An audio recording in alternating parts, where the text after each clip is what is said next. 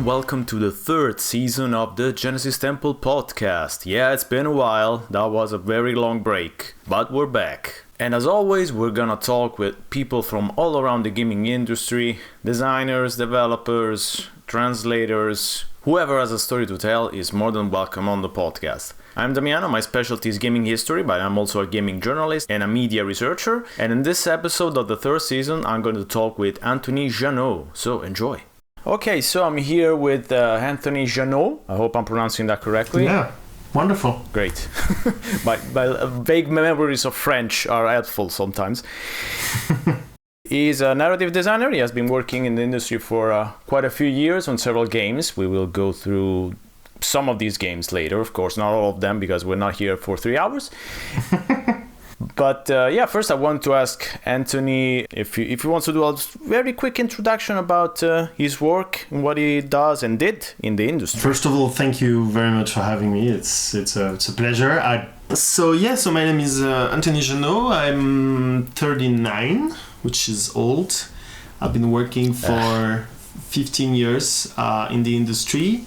I studied cinema and script writing in France for in 2 different schools for 5 years in total, and then I was supposed to write for television, but French TV was not amazing at the time, and that was really hard for me to picture myself doing that for a living. And I always wanted to write for video games, but it sounds weird. It's gonna I'm slowly evolving into a boomer version of myself. But in 2009, YouTube barely existed. We didn't have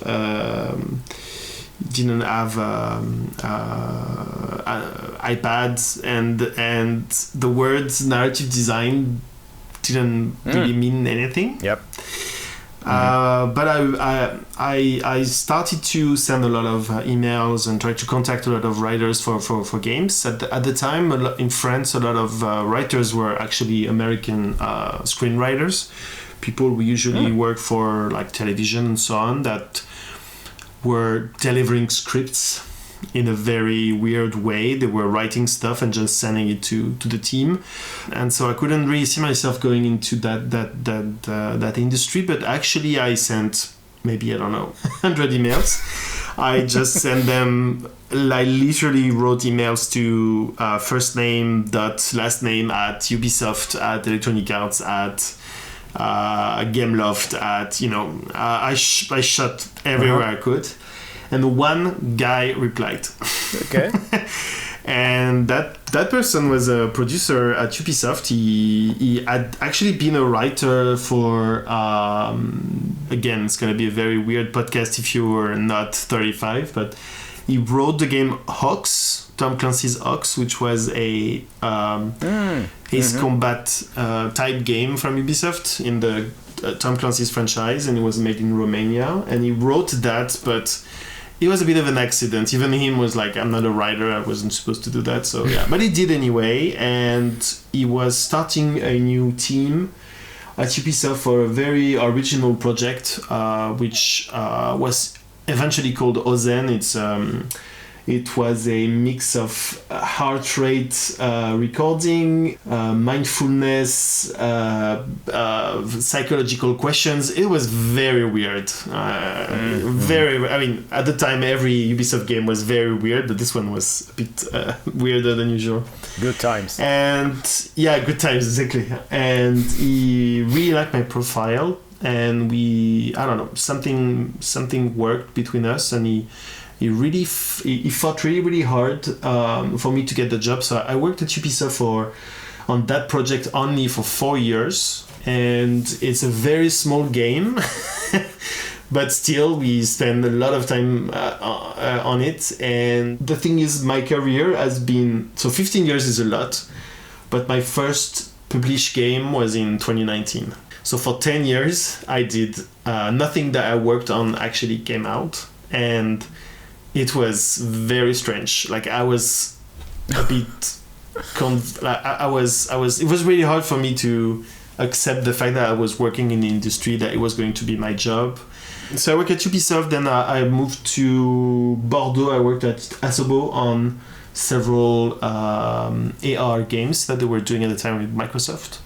And then I worked on the prototype for Plague Tale, and I left. I worked in England for over a year at Sumo Digital. I was narrative designer on their version of Dead Island 2, which is not the version that came out last year. And again, it's 2017, and I've been working for 8 years and nothing, I did nothing, so I was just a bit depressed, but it's okay. And a friend of mine contacted me to work on Nightcall with him, and we started this very small team. We had at the time a small budget. Today it's a fortune, but we had 400,000 euros to make a game, which was unheard of at our level, and we spent 2 years working on Nightcall that was released on July 17, 2019. And since then I've been writing games for myself and for others. I started an agency 4 years ago now, and we're doing narrative services for games, especially in France, but all over Europe. Like we had a few clients in Germany, for example, in Spain. So very, very interesting job, because I keep switching from projects every day, every week. It's a different thing. It's a new game. It's a new team. It's very, very exciting. It's a bit tiring, but it's considering the state of the industry right now, it's very good. I'm very lucky and privileged. So all the games that you worked on, but it didn't come out, I guess it was just for business reasons. So I guess just publishers thinking, oh no, this is not gonna work, or stuff like that, right? Yeah, and also quite a lot of games that took years to come out. To come out. Like when I finished the prototype for Plague Tale, it was really like a first prototype. They had a 5-minute gameplay and a wave of rat, and that was it. And it was already gorgeous, because the art team over there, the tech team is really, those two teams are really, really amazing. But yeah, it was in 2015, I think. And the game came out 4 years later. So yeah, everything takes ages.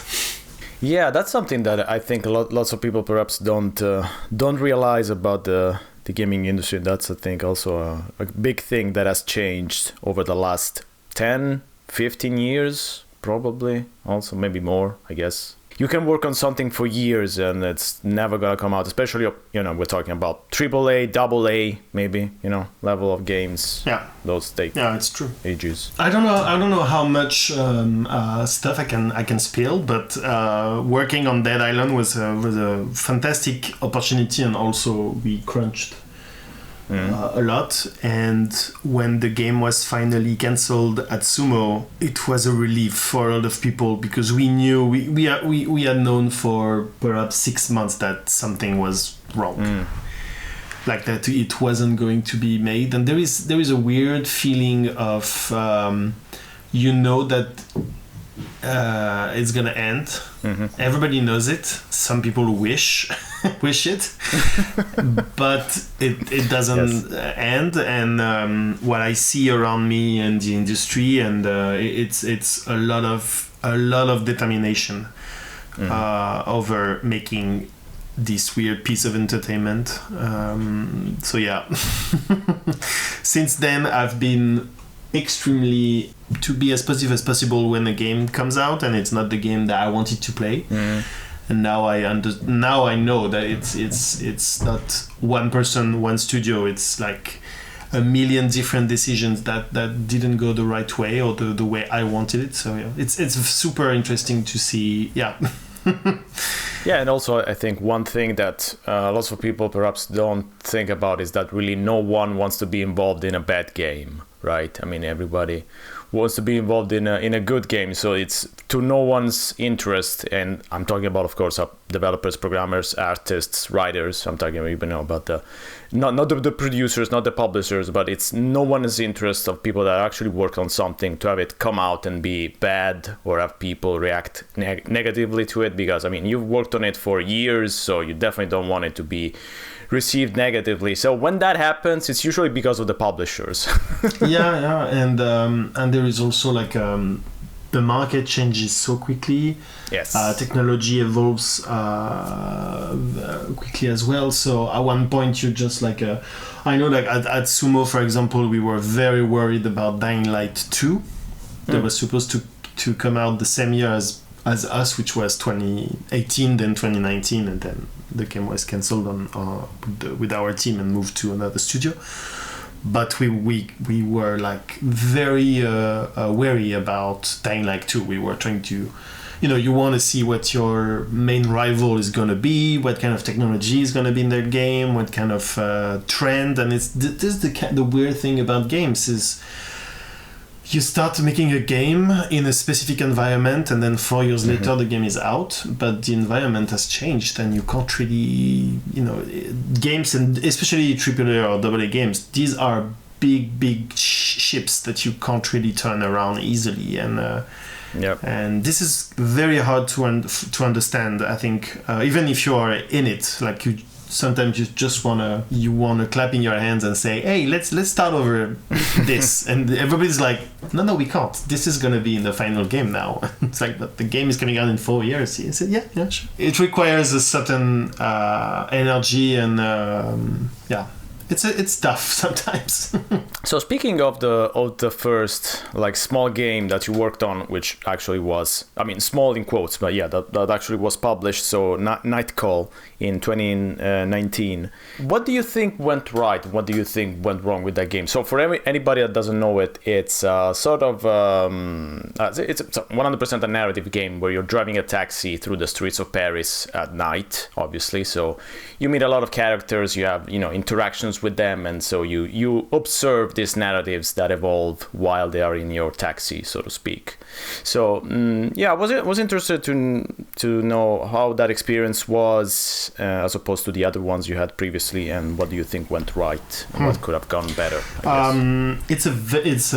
It's a very good question. The thing I think is you don't know what works and what doesn't, and at the same time you have amazing blindness about your own game. Like it's yes. Really it's now every time I join a project, I'm like, people are like, oh, what do you think? You think game is good? It's bad? What do you think? I'm like, I don't know. I really don't know. I think this works, it doesn't, but is it good? I don't know. So what went? Maybe I can start with the right, because I think that we had a very good idea. The concept was very solid. I think Raw Fury was the perfect publisher at the time for us. Like they let us. We did everything we wanted to, so that was like a very, very nice. I think that the tone is right. I think for me it was a big challenge, because prior to that I never wrote that extensively, and my biggest fear was, am I going to be able to write that many words, and am I going to be able to be inspired for that many words? The overall process, the production rhythm, everything was kind of nice until the last few months, where we started to give the game to playtest, and then the playtest was good in a lot of areas and bad in others, and we tried as quickly as possible to fix it, but it was too late. And this is the big thing for me, is like for Nightcall we didn't really do pre-production. We just jumped right in and we did the game almost from day one, whereas on Flat Eye we spent maybe too much time in pre-production, and not enough time in production. But it's the thing is like now I've worked on I did like my own games, I would say 2, which are Nightcall and Flat Eye, but the other games I worked on, sometimes from the first day, others until the end. You never know, and it's never the right process. But yeah, I think that went well on Nightcall. What didn't work was, I think the scope was wrong. Like we had this idea that we were going to write 100 characters, and it was just too much. It was not too much in terms of production, because in the end there is 97, I think 98, I don't remember now, but 90. I think considering there are over I think 395 dialogues. So yeah, it's quite a lot. It was not a production issue. It was players were not expecting. They were not. I mean, the promise that we made when we first started, when we talked about the game, was absolutely didn't require to have 100 characters. I think the game would have been much better with 50 characters, and it's just too much. It's like we tried to give them the biggest book of short stories ever, and I don't think the mind is okay for that. I don't think the gameplay and the overall experience can carry that scope. And since then, scope has been like my main concern on every game I worked on. It's always been like, do we need that many characters? Do we need that many scenes? Can we reduce the number of cutscenes? Can we lighten up the work of some people on the team so they can focus on quality instead of quantity? And yeah, for me that was the biggest mistake that we made. The other thing that went wrong, but in a funny way, in a way, it's I had this idea that at first we said we wanted to do 3 different cases, and the game doesn't really support having 3 cases, so it doesn't work, and people just do one and they start a second one and it's basically the same structure, and they're like, I don't want to play the game again. So they don't. And actually, if you play the 3 different cases, you have different characters and you have different investigation and you have different puzzles and so on. So it's very interesting, but people, they don't want to play 3 games in a row, so it doesn't work. But the thing that went wrong, I think, is that my master plan was like the 3 cases were actually connected, and you were kind of playing those 3 timelines at the same time, and it doesn't work. Nobody cares. And this is the thing I think that is fantastic with art. It's we look back at books and movies and TV shows and plays that we love, and we are just so impressed by the depth, by the ingenuity, sometimes the cleverness in the writing, in the structure, in the callbacks. And it's almost always a case of during production something happened and it created this beautiful thing. And it's rarely someone sat down and said, I'm going to write this amazing twist in 6 years in my TV show, or, And this is the thing that I think is very important. It's something I try a lot to share with writers and creative people. It's you need to trust the process, and you need to start every project with you have needs and you have desires and you have wants, and it's really great, but you can't start the project and say, I'm gonna write an amazing time travel story that is gonna be hidden behind 3 investigations, and then hope that people will see the genius, because they will not. They will absolutely not, and it's fine. It's fine. And then now, if I could go back in time, first of all, I wouldn't go back to 2017 and change that. I think we have more important stuff to change in the past. But yes. I would probably, let's say I can go back to my own apartment in England in 2017, and I would probably just shut down my computer and say, you need to get that silly idea out of your head. Do a smaller game and do it well, and that will be more than enough. I guess that speaks also of a current in the industry that maybe it's not so strong like nowadays, like this year, but it definitely was a thing in the last 4 or 5 years of trying to make games as big or even as long as possible. People actually had, I don't know how many hours to finish a game, and then many were actually put off when a game wasn't more than 60 hours or 80 hours. And I'm like, who has that kind of time?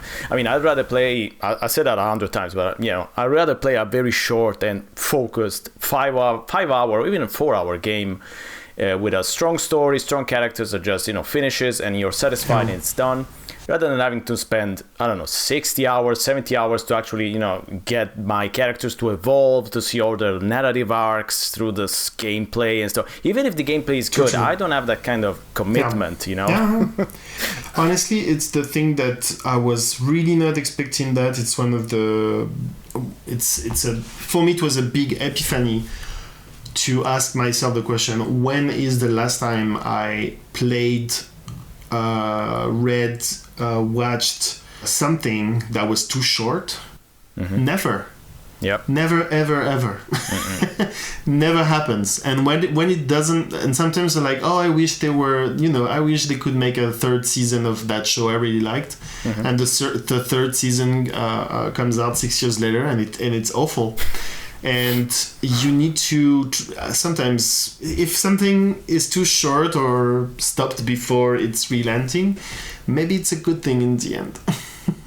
Yes, especially in the era that we live in, where it's all, I mean, even not talking about AI, because let's not go there. Yes, let's not. But even, the modern era that... Let's not, because your podcast is going to be too short anyway for my rant. So, so see, there are things that are too short. My podcast. But yeah, I was saying, we are really living an era of remakes, reboots, sequels to stuff that you don't really need. So yeah, I definitely 100% agree. Sometimes it's, you just have to let go. You have something, it's finished, it's fine, it works as it is. You don't need another season, you don't need another, the fourth movie in the Back to the Future series, whatever. No, you don't need it. It's fine, it's finished. Yeah. Move on. It's I don't know exactly why, but our brains are very bad at accepting that something is over. And yes, it's a bit pretentious, but I pride myself at accepting that something is over. It's good. Like I keep thinking about. I was a big David Bowie fan. I still am. And when he died, my first thought was, how lucky we have been to see that artist go through so many phases in his life, to create so many amazing songs, to write so much beautiful music. And until the very end, like he died a few days after his last album, the day after his last album was released, and maybe he had 25 more amazing albums in him, but maybe also it was time for everyone to move on. And I don't know. I think we need to do that a bit more. Not to wish that people died, but to appreciate. Yeah. I definitely agree about David Bowie, because he made a beautiful exit from the scene. He timed the release of the last album like to the day, almost to the day that he died. So it was like, you have one last album, and then there's gonna be one more album after I'm dead, basically, and that's it. Yes, that was a beautiful exit, and that was also his way of saying, you're not gonna get anything more out of me, because obviously I'm passed away. But that, I think, was beautiful, and that gives us a beautiful point to end his career with. And also, you could say almost the same thing about David Lynch or other, great artists that we had we were lucky enough to have. I mean, you don't need any more. I mean, you should be lucky that you had that whole body of work from that artist. Of course, it's always nice if you can say, he could have lived 10 years more, as you say, and do whatever albums or whatever movies.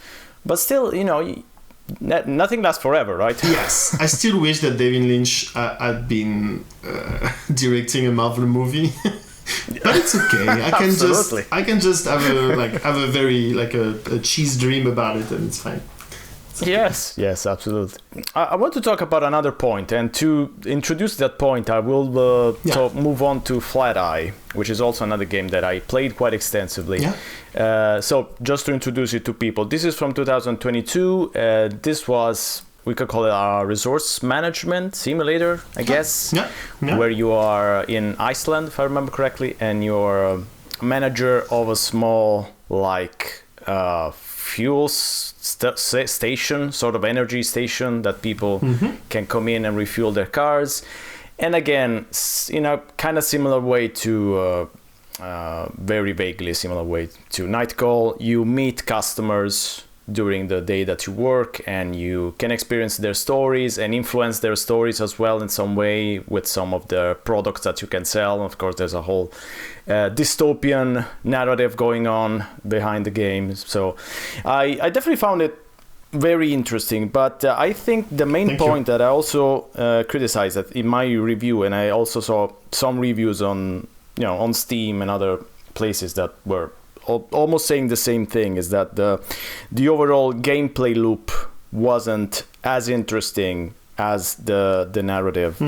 What do you think about that? Is that something you agree with? Is that something that could have done differently? No, and I will never come to your podcast ever again. Yeah, no, of course. I think what a terrible podcast for everyone.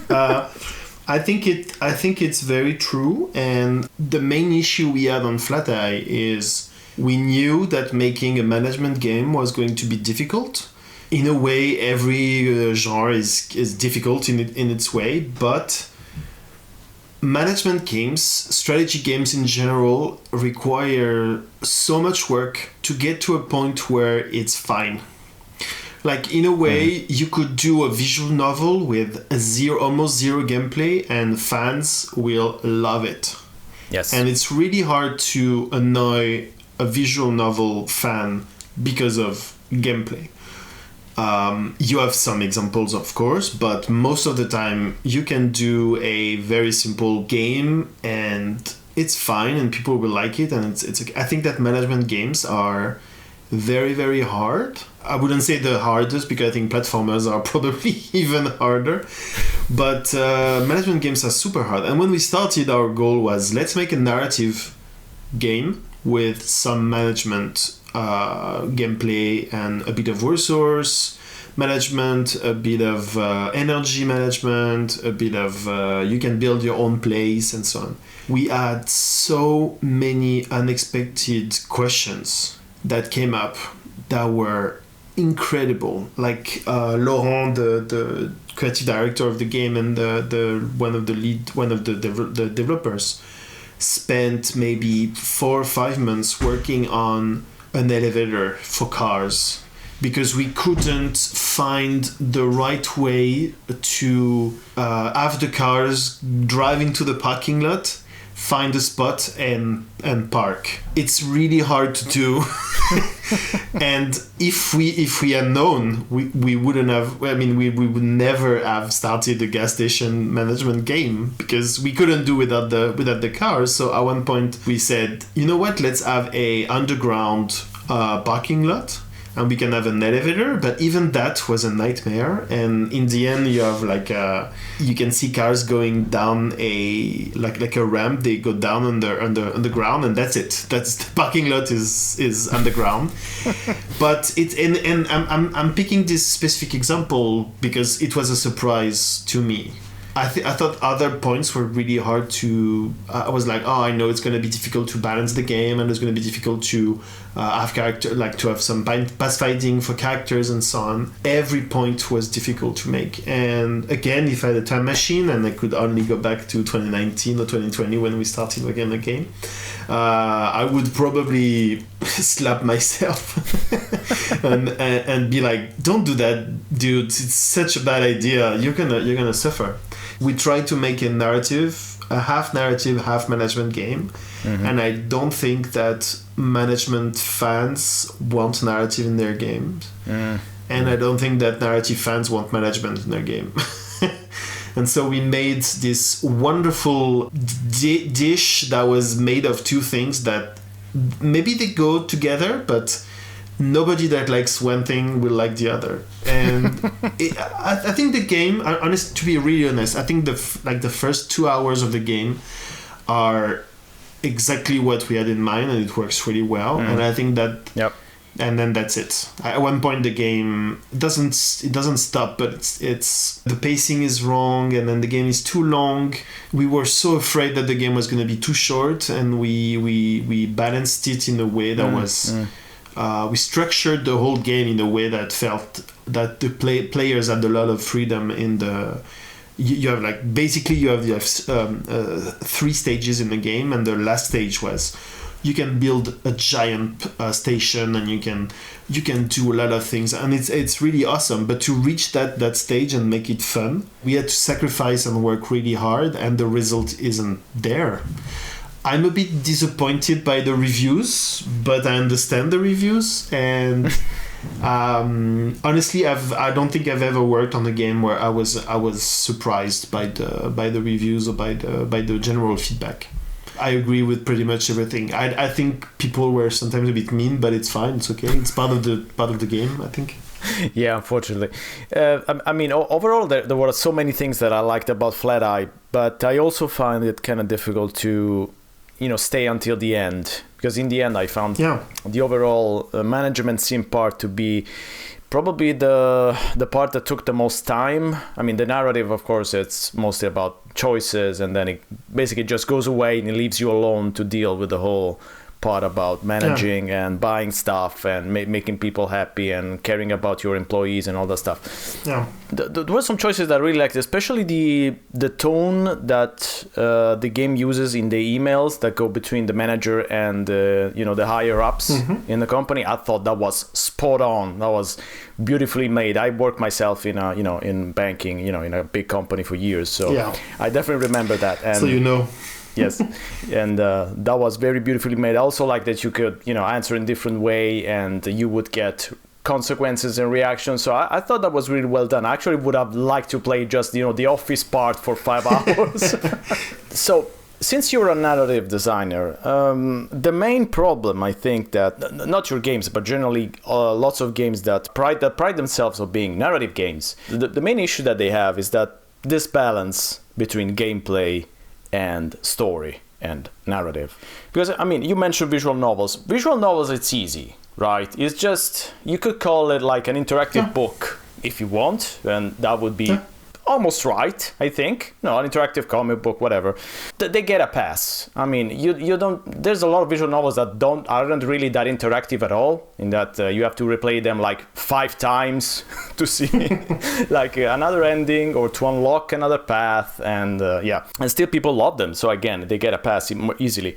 But once you go outside of that, so once you think about doing resource management sim with a story, or I don't know, an FPS with a story, or anything else that features a strong narrative part.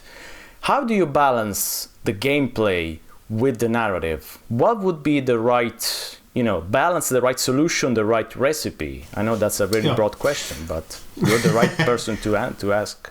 So it's a very good and also very difficult question, and this is good because it's a big part of a big part of what I do with my agency is basically that. Like, we are consulted, we do audits, we support teams that are struggling or have doubts about the right mix. In the end, the gameplay always wins. It's a problem, but the gameplay always wins because this is why people play the game. I do believe that narrative is mostly why people will remember the game.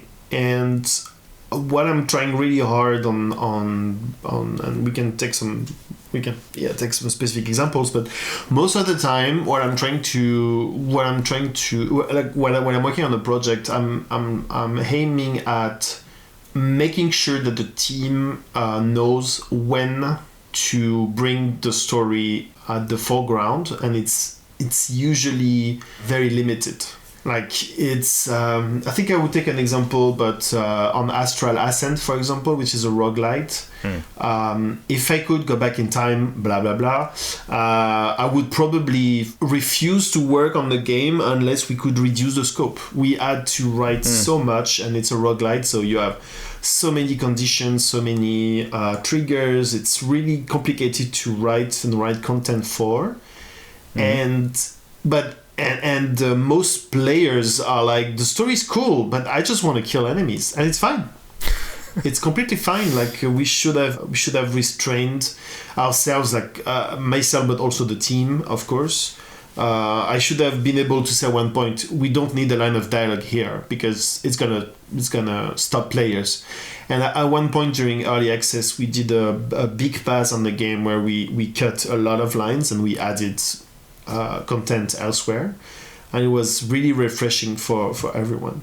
What I see a lot also nowadays, it's last year we had a lot of examples like that. We had a lot of projects that they were really good games, but the narrative was just very hard to to do in the right way, and therefore it was a problem. A lot of times, especially last year, the audits we were making for games were basically us saying, you should cut the story. You should reduce the story. People are not going to come for that. People are going to come for the amazing graphics or the insane combat that you've built.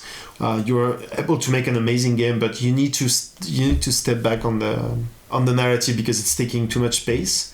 And we even had we worked 4 years ago now. Oh god, we work on a game called Atlas Fallen. It's a double game by Deck 13, and we did an audit, and then one of the writers on my team worked on the game for a while.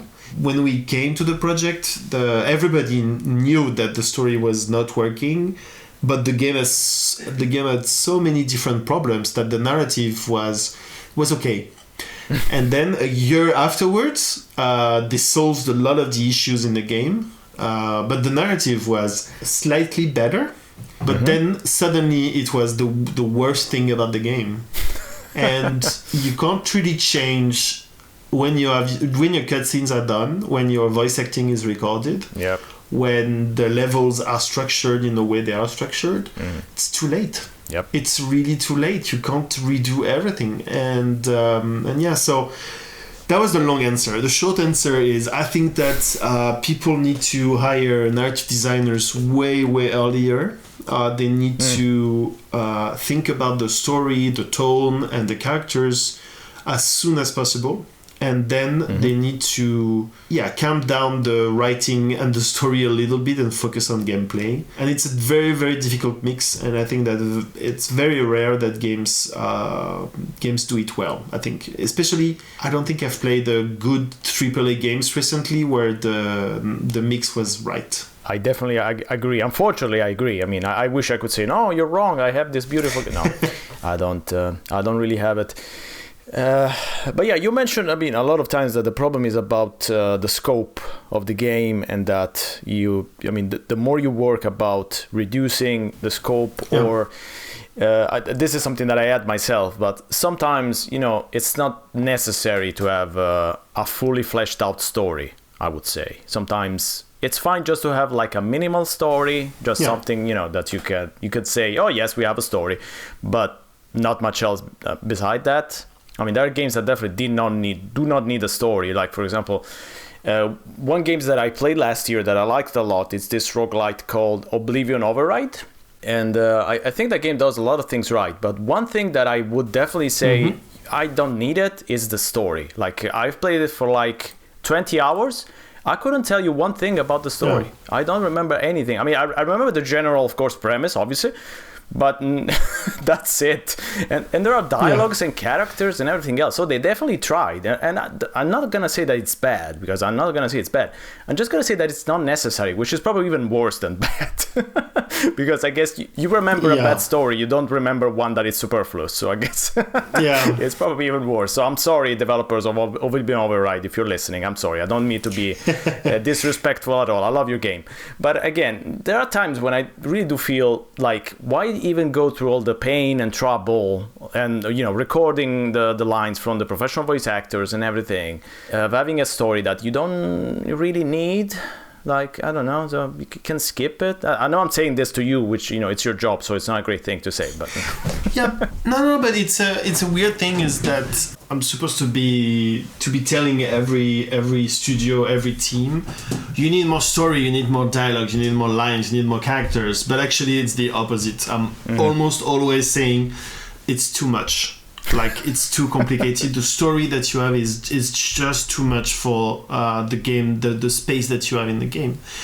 Unless you are God of War, or unless you are maybe The Last of Us or a Naughty Dog game, I think that most AAA games can't really find the right balance. Because it's super, super hard. And I think that God of War couldn't really do it the second time. I think the first game works a bit better than the second one in terms of narration. So, and for me, it really comes down to what's the link between your gameplay and your story. It needs to be connected connected in a way. And I think another example I could go with. I'm going to take an example I worked on. I think it's going to be a little less aggressive for other devs, but I think for me that Dordogne is like the perfect balance, because it's a 4-hour game. It's a game for everyone. So we couldn't go into a lot of story because we had kids, we had parents, we had non-gamers playing. I think that in the end, the balance between the story and what you do in the game is it's very close, and it works for me. Maybe some people disagree, but I think it's a really, really good balance. At one point, we had a little bit of additional time, and we were wondering, like, what can we add to the game in terms of narrative? And I was like, I don't think we can. If we put more narrative, it's going to be more of a storybook than an actual game.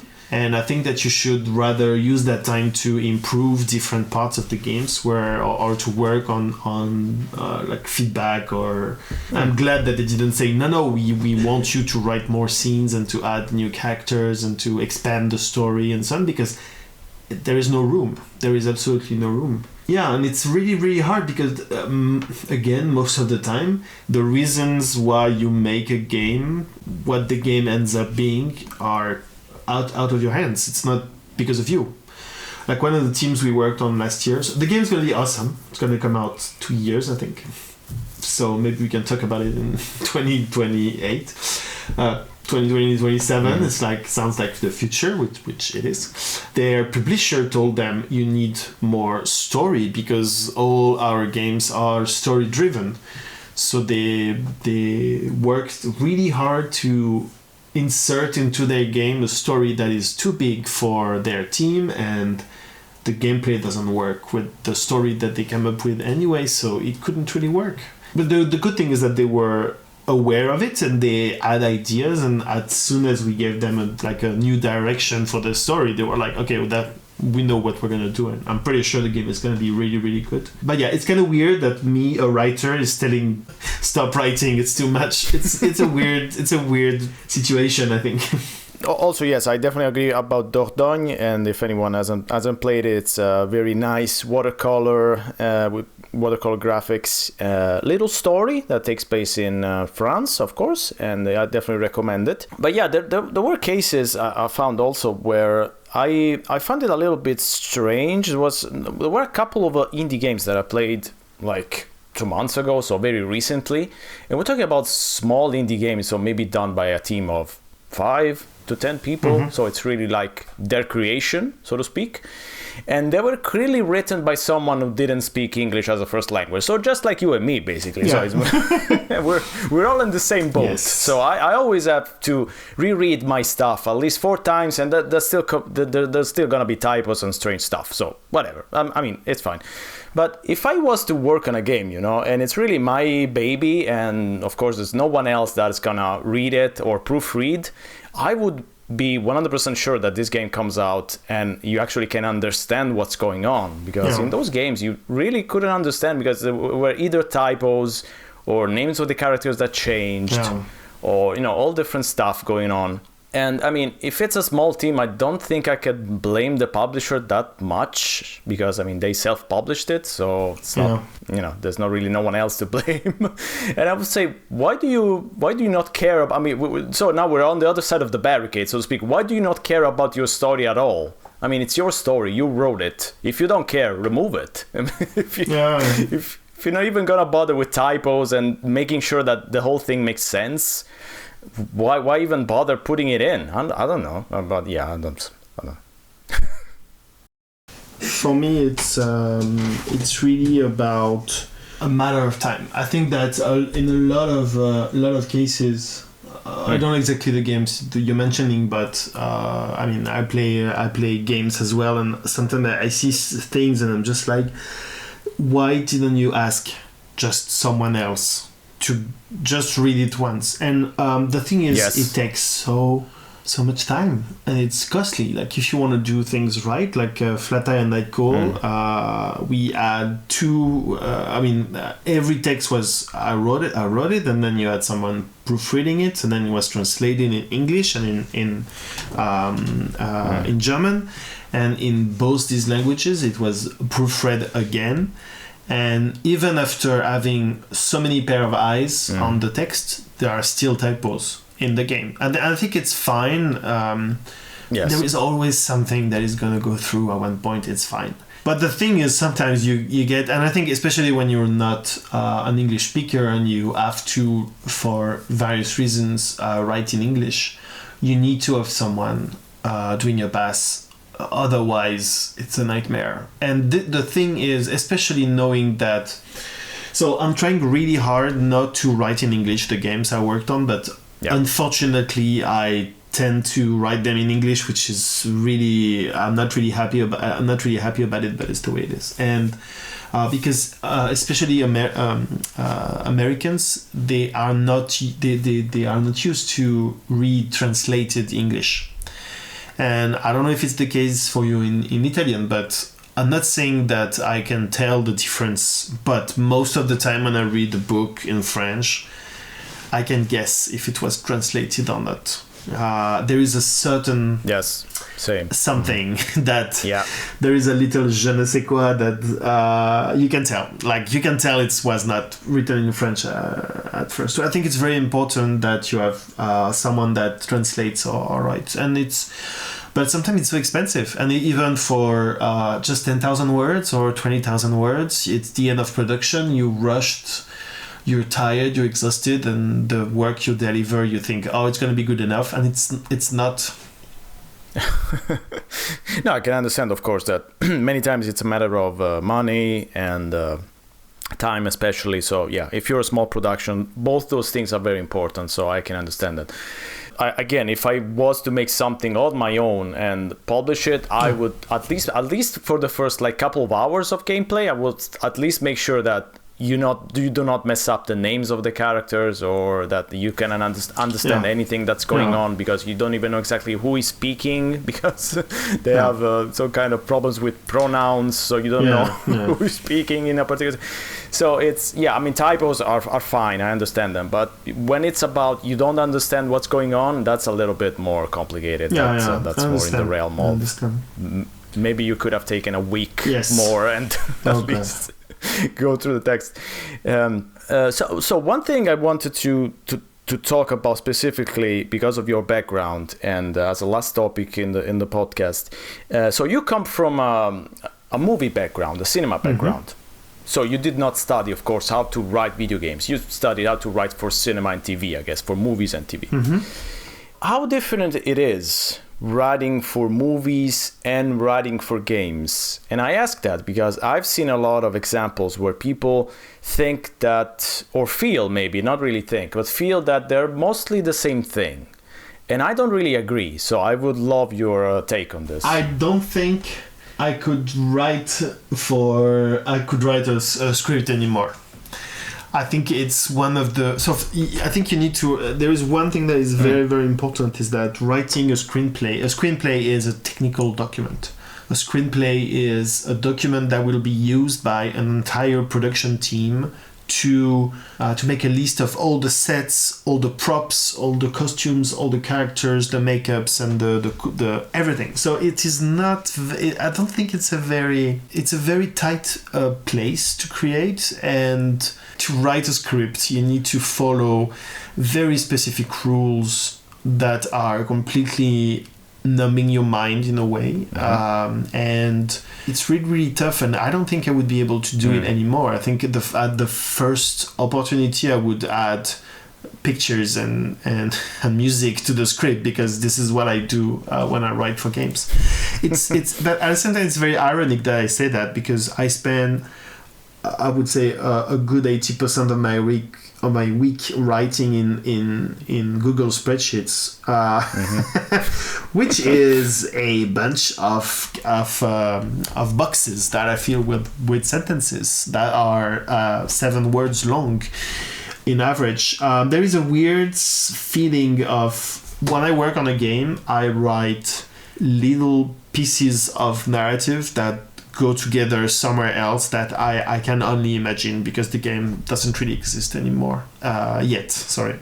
And there is a very strange experience to be writing. I'm writing on a game right now where the content is broken down into thousands of lines, and I know where I am, and I know how, when I write, I know exactly where I am, but it's such a weird way to write semi-linear content.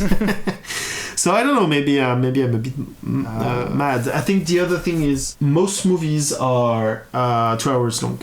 Most TV shows are 10 episodes of for 50 minutes, or they are like sitcoms, so they are very, very structured. They require very structured writing.